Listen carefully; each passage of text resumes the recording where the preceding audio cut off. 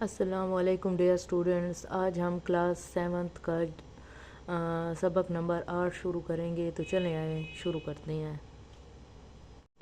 تو اس میں سب سے پہلے ہمارے پاس ہیں الفاظ معنی، تو چلیں آئیں ان کو پڑھ لیتے ہیں۔ تصادم ٹکراؤ، انہماک محویت یا توجہ، سرایت کرنا جذب ہونا یا اثر انداز ہونا، قاصر مجبور یا بے بس، تنفس سانس، لوٹنیا کھانا یعنی لوٹ پوٹ ہونا، سراہنا تعریف کرنا، احتمال امکان یا گنجائش، ترسیل بھیجنا یا فراہم کرنا۔ اس کے بعد ہمارے پاس آگے آ جاتے ہیں، سوال نمبر 2 ہے کہ دیے گئے سوالات کے جوابات دیں، تو یہ میں نے رجسٹر پہ لکھ رکھے ہیں، تو وہاں سے ہم لوگ کر لیتے ہیں۔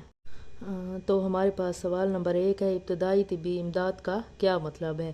ابتدائی طبی امداد کا مطلب کسی بھی حادثے یا وبا کو پھوٹنے کی صورت میں فوری اور بروقت مدد فراہم کرنا ہے۔ انگریزی میں اسے فرسٹ ایڈ کہتے ہیں۔ سوال نمبر 2 ہے ہمارے پاس، ابتدائی طبی امداد کا باضابطہ آغاز کب اور کیسے ہوا؟ تو چلیے پڑھ لیتے ہیں اس کو۔ اگر آپ لوگوں نے سبق پڑھا ہو تو یہ جواب اسی میں سے ہے نا۔ ابتدائی طبی امداد کا باضابطہ آغاز 11ویں صدی میں سینٹ جان نے کیا۔ 1877 میں سینٹ جان ایمبولینس مختلف مقامات پر ابتدائی طبی امداد فراہم کرنے لگی۔ 4 سال بعد ریڈ کراس نامی تنظیم جینوا میں قائم ہوئی۔ مسلم ممالک میں اس کا نام ہلال احمر ہے۔ گرلز گائیڈ اور ملٹری کی تنظیمیں اسکاؤٹنگ نے ابتدائی طبی امداد کو مزید ترقی دی۔ ہمارے ملک میں ایدی فاؤنڈیشن اور الخدمت فاؤنڈیشن وغیرہ جیسے ادارے ابتدائی طبی امداد فراہم کرنے میں پیش ہیں۔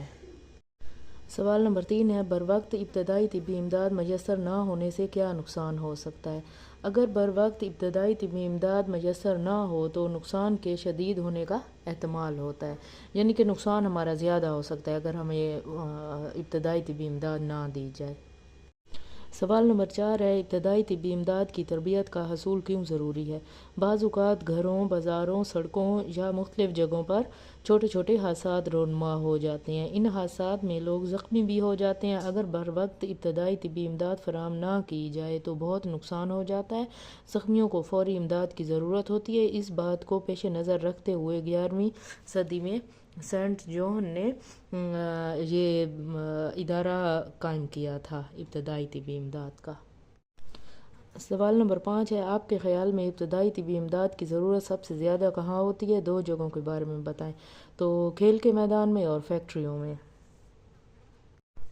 سوال نمبر 3 ہے ہمارے پاس، سبق کے مطابق درست لفظ لکھ کر جملے مکمل کریں۔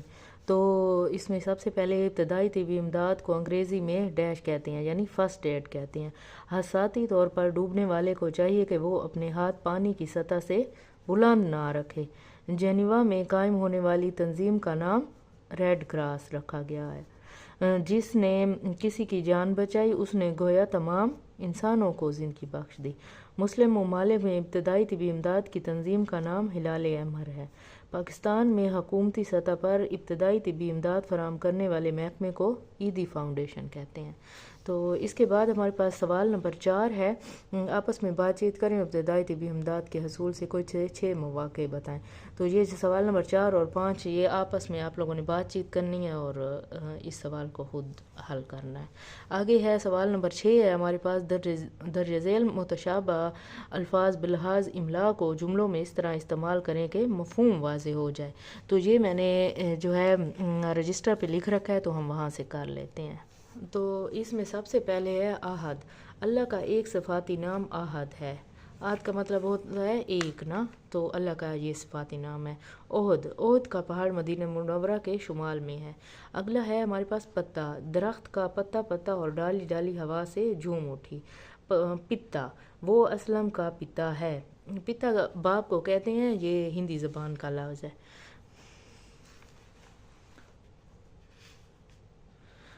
آگے ہمارے پاس ہے میل، کپڑے دھونے سے ان کا سارا میل اتر گیا۔ میل، میرا گھر سکول سے 2 میل دور ہے۔ بلا، تحریک انصاف کا انتخابی نشان بلا ہے۔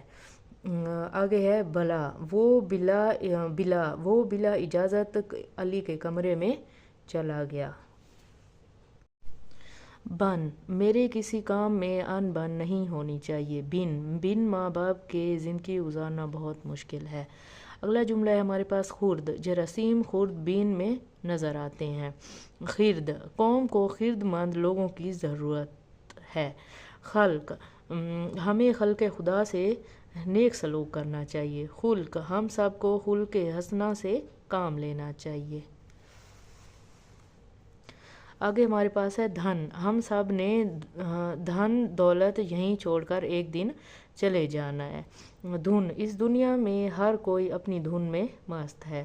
عالم یہ سارا عالم اللہ نے بنایا ہے.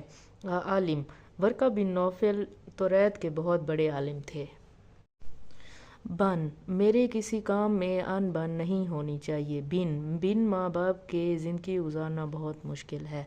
اگلا جملہ ہے ہمارے پاس خرد. جراثیم خرد بین میں نظر آتے ہیں. خرد قوم کو خرد مند لوگوں کی ضرورت ہے. خلق ہمیں خلق خدا سے نیک سلوک کرنا چاہیے. خلق ہم سب کو خلق حسنہ سے کام لینا چاہیے. آگے ہمارے پاس ہے دھن. ہم سب نے دھن دولت یہیں چھوڑ کر ایک دن چلے جانا ہے. دھن اس دنیا میں ہر کوئی اپنی دھن میں مست ہے. عالم یہ سارا عالم اللہ نے بنایا ہے. عالم ورقہ بن نوفل توریت کے بہت بڑے عالم تھے. آگے ہمارے پاس مہارت. بڑھائی کو اپنے کام میں بہت مہارت حاصل تھی. ناریل کے درخت ساحلی علاقوں میں ہوتے ہیں. آگے ہے کچھ نیا لکھیں. ہمارے پاس سوال ہے. سوال نمبر 8 ہے حادثات کی روک تھام کیسے ممکن ہے؟ کم از کم 5 طریقے لکھیں. تو ہمارے پاس سوال نمبر 8 کا جواب ہے حادثات کی روک تھام کے لیے سڑکوں پر لگے سگنلز کی پابندی کرنی چاہیے. سڑک پار کرتے وقت کبھی بھاگنا نہیں چاہیے. ڈرائیونگ کے دوران موبائل فون کا استعمال نہیں کرنا چاہیے. گھروں میں حادثات سے بچنے کے لیے بجلی کی تاریں ہیٹر وغیرہ کو محفوظ طریقے سے لگانا چاہیے. سونے سے پہلے گیس کے چولہے ہیٹر وغیرہ بند کر کے سونا چاہیے. تو یہ 5 طریقے ہیں ہمارے پاس. سوال نمبر 9 ہے ہمارے پاس درجہ ذیل صورتوں میں متاثرہ فرد یا افراد کو کیسے بچایا جا سکتا ہے؟ 2 سطریں لکھیں. تو اس کا جواب ہے سب سے پہلا ہے ہمارے پاس سانپ کے کاٹنے کی صورت میں. تو سانپ کے کاٹنے کی صورت میں جراثیم کو کچھ محلول سے دھونا چاہیے. اگر پوٹاشیم پر میگنیٹ میسر ہو تو فوری طور پر زخم پر لگانا چاہیے. اگلا ہمارے پاس دوسرا ہے کپڑوں پر آگ لگ جانے کی صورت میں. تو کپڑوں پر آگ لگ جائے تو متاثرہ شخص فوری طور پر زمین پر لیٹ کر لوٹنیاں کھانے لگ جائے. لوٹنیاں کھانا یعنی بار بار گھومنا نا، اپنے سارے جسم کو بار بار زمین پر رکھ کے گھمانا. اس پر کمبل یا موٹا کپڑا پھینک کر آگ بجھانے کی کوشش کرنی چاہیے اور مٹی ڈالنی چاہیے. ہمارے پاس تیسرا ہے پانی میں ڈوبنے کی صورت میں. پانی میں ڈوبنے کی صورت میں اپنے ہاتھ پانی کی سطح سے بلند نہیں رکھنے چاہیے. ڈوبتے ہوئے شخص کو باہر نکال کر اسے الٹا لٹا کر اس کی کمر پر زور دینا چاہیے تاکہ پانی نکل سکے. آگے ہے بجلی کا جھٹکا یا کرنٹ لگنے کی صورت میں. تو بجلی کا جھٹکا لگنے کی صورت میں فوری سوئچ کسی لکڑی یا پلاسٹک کی مدد سے بند کریں یا فیوز نکال دیں. سانس لینے میں دشواری ہو تو مصنوعی تنفس کا بندوبست کریں. آگے ہمارے پاس خون بہنے والی چوٹ لگنے کی صورت میں. تو خون بہنے والی چوٹ لگنے کی صورت میں پٹی باندھیں.